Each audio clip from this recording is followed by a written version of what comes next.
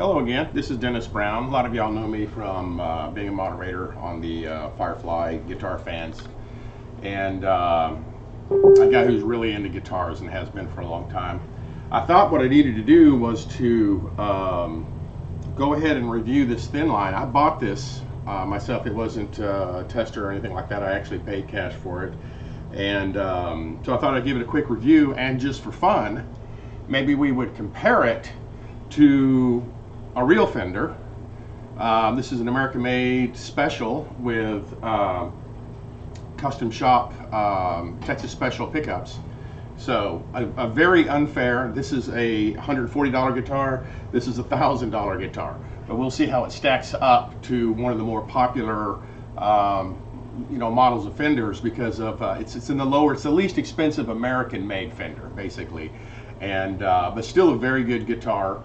And let's start out with some, you know what, before we do anything, I want you to hear this thing without it being plugged in at all, just acoustically. It surprised me how loud, it's very light, but how loud and how good it sounds just unplugged.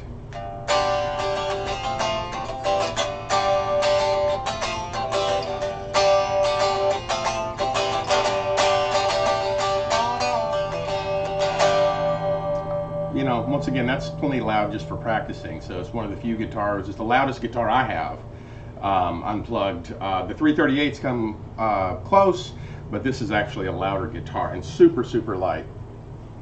Quick overview of this. The neck, that's always going to be the first thing when you talk about tellies, is the neck. It's really very close to a Fender neck. It's a little bit more just a hair more D-shaped, meaning that it's a little flatter, not even a millimeter flatter, and it's got a little bit more meat on the sides, but the average person wouldn't be able to tell much of a difference if you put one in each hand. So it's very, very, very close to an original Fender neck. It's got the skunk stripe, just like the regular Fender necks. It's a good neck, period. It's got a 12-inch radius, which means it's fairly flat, versus most Fenders have a 9.5-inch radius, making them a little more rounded. The only real advantage is 9.5s are a little bit easier to chord. Most people that do a lot of lead work prefer 12s. I have both guitars. I have guitars that have 9.5s and I have 12s.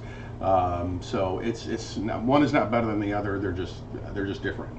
And but all in all, like I said, very light. The finish is very good. Just about everything about it is in the very good category. The tuners are actually pretty good. I don't have any desire to replace them. They're a lot better than what came on my 338, for those of you that know the semi-hollow body. And those were okay. These are better, and I think that once you start playing with them, you'll see what I'm talking about. You're not going to have to run out and replace them anytime soon. And that's in the bridge position. That's in the middle. Not a lot of bridge. Middle. Not a lot of difference. You expect there should be. That's the only one thing that's a little weird with this one. The neck position, very, very warm. Kind of reminds me of the 2000 through 2008 American standard tellies, which used an Alnico 2 magnets in their pickups, which are just super, super warm. Not my particular cup of tea, but it's still a good pickup.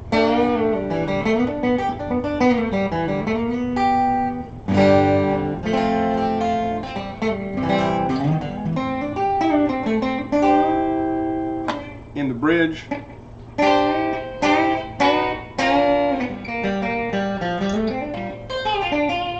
is definitely where this one shines. Now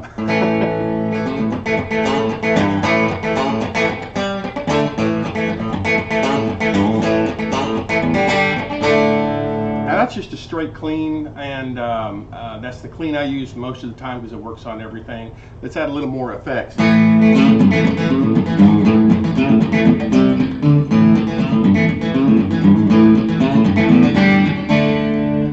not bad at all. Switch up to the neck.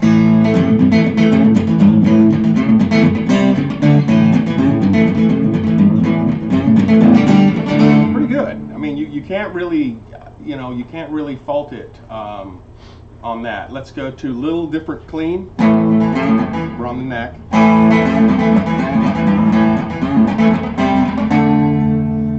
Not bad. And get down to the bridge.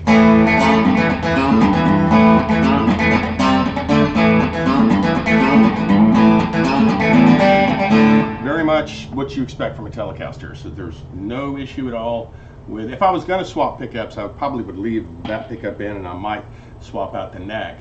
But I'm a little bit of a pickup snob, and so to be perfectly fair, not everybody's going to find.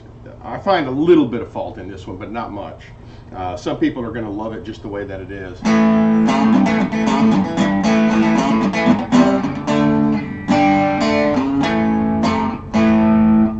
That's with just a little bit of a crunch in the bridge. Let's get something that's a little more.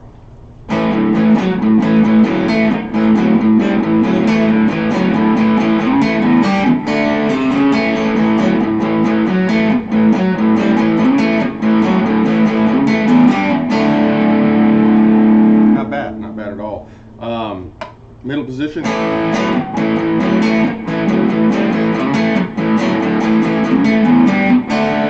Sounds pretty close to the same. That's the issue that I have.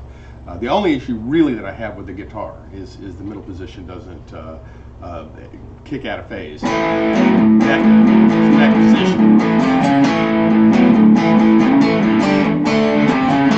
Very usable. Very usable, and that's my SRV Strat sound, which is a moderate amount of gain.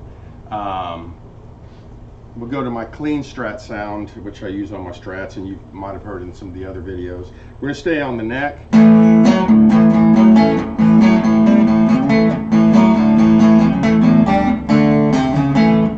Very usable, it's just.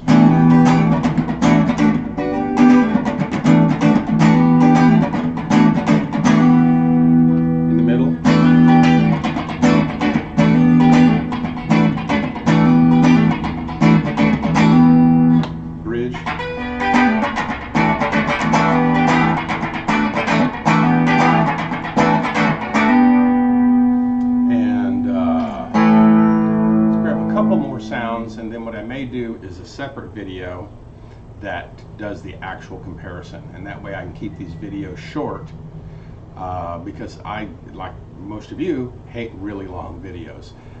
It gets to be a real bore, a real drag. So let's clean one more last and ignore the beeping in the background. I'm at home when I do these. So what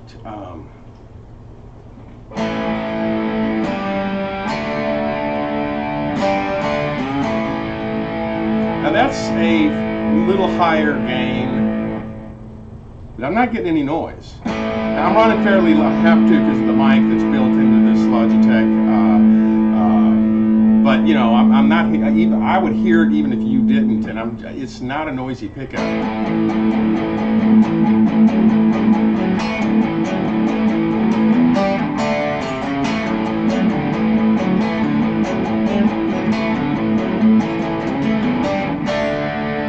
Go to the neck.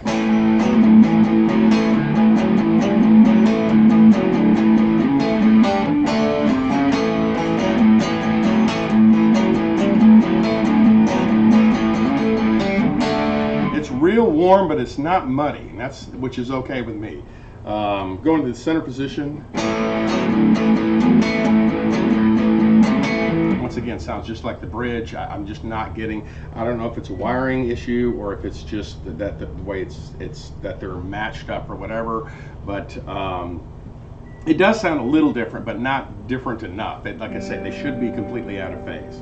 But even though this isn't my favorite neck pickup, it's still a very good neck pickup. The bridge pickup is great bridge pickup, which is what most people are going to run most of the time anyway. I think that you'll like it if you're running anything from country, for sure. I mean, there's no question that for country.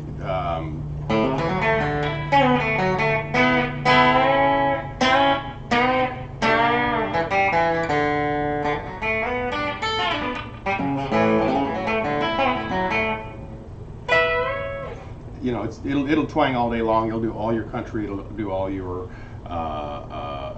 Rolling Stones type stuff, and it handles gain great, as good as any other single coil. So that's a quick review on this. In a nutshell, I like it. I like it a lot. I would say of all the ones that I've picked up from Firefly so far, I probably like this one better than everything else, because it's got a really nice loud tone when it's unplugged. The bridge and all the pieces, the least of the pieces are still good, and certain things like the neck and the bridge pickup and the tuners are better than good. They're really good, and so for the money, I just, you cannot go wrong if you want a good telly, and you don't want to pay $1,000. Now, how does it compare to that $1,000? We'll find out here just a little bit later on. Thanks, guys.